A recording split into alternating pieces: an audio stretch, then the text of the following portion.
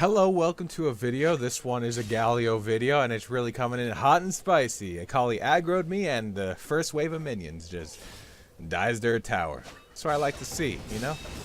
Listen, it's all about aggression, right? Against minions, against other elements, right? Tower aggression, passive aggression towards the towers. Like, oh wow, I'm under tower. I really wish there was part of the game that would have helped me out in that dive, but it's a shame that there wasn't. You know what I mean? That's what it's all about, right? It's about just finding out how you can really just defend the towers, you know? That's sort of like the mini game of the whole, that's like the whole crux of the story, if you will. And you will. Otherwise, we're going to be in a bit of a sticky wicket. And if we are not in a sticky wicket, then, I mean, is life even worth, what's the phrase I'm looking for there? Is life even worth it for Tristana? After an ult like that, after getting so close to destroying 2 enemy members? It is impossible to tell without asking him in the form of an animated survey. That's right, indeed, my friend. I'm just waiting for Akali to jump on me. Unfortunately, she got a heal from something, so she actually lived. But you know what, dude? That's quite alright. It's A-okay with me if it's B to the C with D. E! You know what I mean? It's all about letters. Speaking of letters, let's, you know what? No more alphabet. So let it be written. Well, so let it be said. You don't gotta write it down. You can't write it down, right? There's no alphabet. Could you write without the alphabet? What would you write? Just symbols and pictures? I guess there was writing before alphabets, you know? Like horse riding. But you know what, dude? Did they even have... Who invented the first horse? That's my question, right? Was it like the father of the guy who invented the car? I mean, that's just crazy, right? They don't teach you this stuff in history class, and this is the stuff that matters, such as my teleport, which apparently doesn't matter, but that's okay, because my damage matters against Tristana, right? I mean, it's 12 minutes into the game, and I'm a freaking tanky dude, but I almost one-shot her. And I'm not complaining. I'd be complaining a little bit if it was any other AD carry, because that's a little bit strong, I think, maybe, perhaps, for Galio to be able to do that. But it's Tristana. And at this moment in time, do you think I got respect for Tristana? Let me ask you that. Let me ask you it again. Do you think I got respect for Tristana? You see what I'm getting at? Guess what the answer is, okay? Just guess it, you know? Just guess. Take a guess. Yes, simple yes or no question. Yes rhymes with guess. No rhymes with, oh no.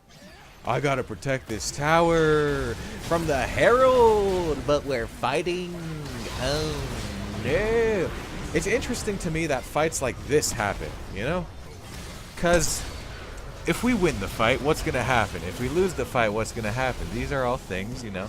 I guess we'll go for the Air Drake, but, I mean, the Herald got a lot of mid-tower damage, you know, pros and cons. I'm Galio, I'm checking if I could teleport maybe in to save him, but it cannot be happening.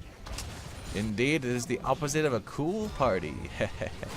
I was surprised about the range of that Nautilus auto attack, but I got the moves like Galio, and you know what that means? That means I'm dashing out of the way of all the ability skill shots in the entirety of the history of League of Legends, the video game. That's right, you guessed it.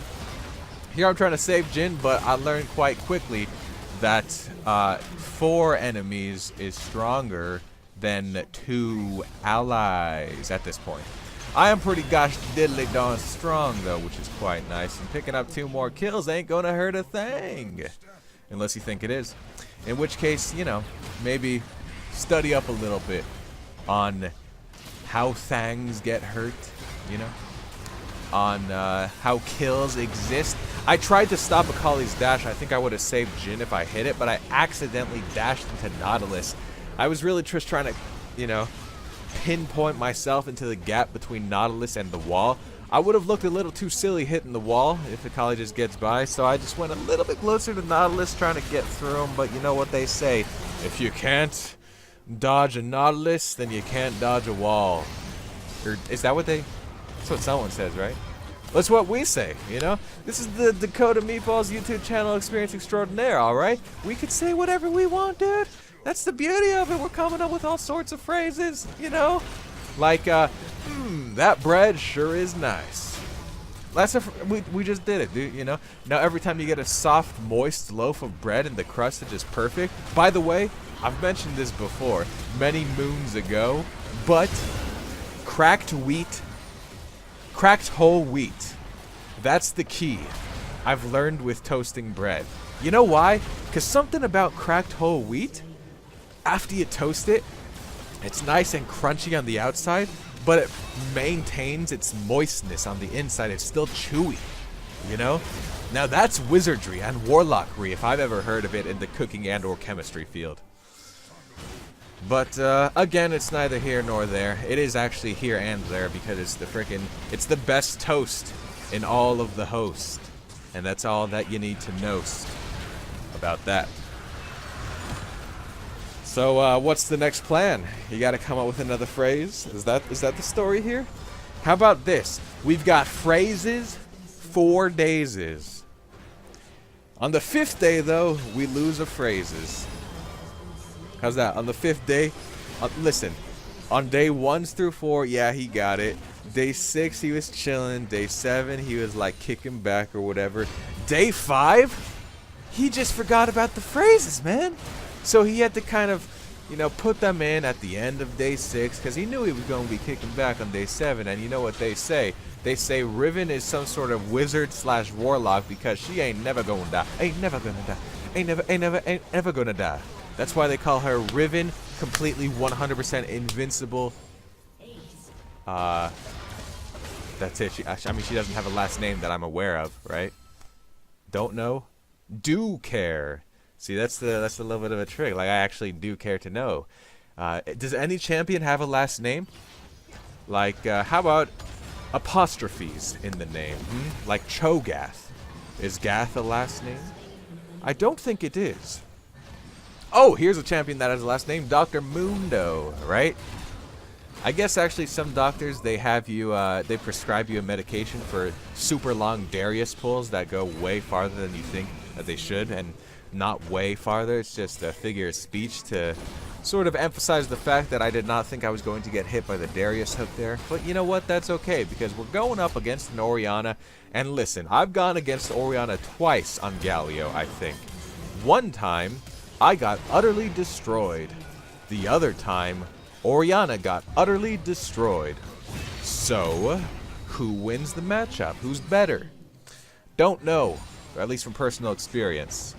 From a theoretical standpoint, gosh, let me think about this. I mean, this is a real tough one, guys. I mean, you're really kind of leaving me hanging here, just trying to put me on the spot like that. I missed the cannon on my dash. Yeah, it's part of life, man. Sometimes you gotta miss the cannons. But you know what? The beauty of life is you always get another chance. The other beauty of life is that you could just keep going, you know, move on. There'll be another cannon, or there won't. Either way, you're moving on to a big, beautiful adventure. Whether it's the same adventure of trying to kill the cannon minion, or whether it's a different adventure. Maybe you're trying to kill a ranged creep. You know, that's sort of like a good thing, right? That life has this sort of variety and choice, and variety of choice. And this variable where you ult Zyra just a little bit too late so that when Kate's on the edge of your ultimate range, she actually does not get knocked out before her ultimate goes off. Golly gee. Golly gee. Oh, nah. The reality of the situation is that I probably should have ulted Zyra much earlier anyway once I saw that she was getting caught out by the Caitlyn. But you know what? I didn't put 2 and 2 together. I understood that she was fighting Caitlyn, but I didn't understand Caitlyn's chase potential on the Zyra. I didn't think that Caitlyn would quite have the damage to be able to deal with the thorny, thorny woman. Also known as Plant Lady. Also known as Ryze. Right? If you reverse the syllables, as I like to do. By the way, I thought this was going to be freaking juicy, dude. They hooked Kayn into the center of their team, and then I ult right on top of him. But nope. Didn't matter. Didn't matter one bit. 214, by the way, which is good. I love that. I love when the scores match the CS and CS's matches the scores, and there's all sort of number stuff going on. For example, like if your score is 1, 4, and 9, right? You don't think it's a good score, you know, or it's like an okay score, maybe. You know, you got some assists to back you up, but you've died 4 times and you've got 1 kill, you know? I like that score because it's 1 squared, 2 squared, and 3 squared, right? There's a mathematical pattern, mathematical method behind the madness, right? So, other variations of mathematical madness, if your score is 2, 4, and 8, right? Powers of 2. Scores 1, 2, and 4, powers of 2. Your score is 1, 2, and 5. 5 cubed, right? You see what I'm getting at here? You see where we're going? Your score is 1, 4, and 4, dude. 12 square. There's a lot of different ways you could go about this. Not a lot that I found that involve really impressive scores, you know? I guess that's a matter of, you know, not just seeing them too often, but that's okay. Like, how many 20 kill games have you seen in your time? And how much more common is it to have a less than 20 kill game? You see what I'm getting at there? I got this beautiful flash on the 4 enemies here, dude, but listen, you're going to be watching this fight, and you're going to be like, oh no, how could this have gone so awry, you know? But that's the reality of the situation in which we live, you know? Sometimes the bread goes awry, and sometimes the bread goes the whole wheat, the cracked whole wheat, dude. Come on, man. You gotta try it. Go to your local bread shop. Go to your local grocery. Go to your local bakery. Go to your local farmer's market. They might have bread. I don't know. Go to your local, warehouse store. Go to your local hardware emporium. Listen, who knows who's gonna have bread? Listen, cracked whole wheat. This bread is so good that you might be able to find it anywhere, right? Just, you know, ask in code, right? Because they might not have it in the shelves, but trust me, they got it in the back. And if you ask in the right way, they'll bring it out for you. You know, they'll sell it for a pretty penny, sure, because it's a little bit under the table there, but anything is worth it for this toast.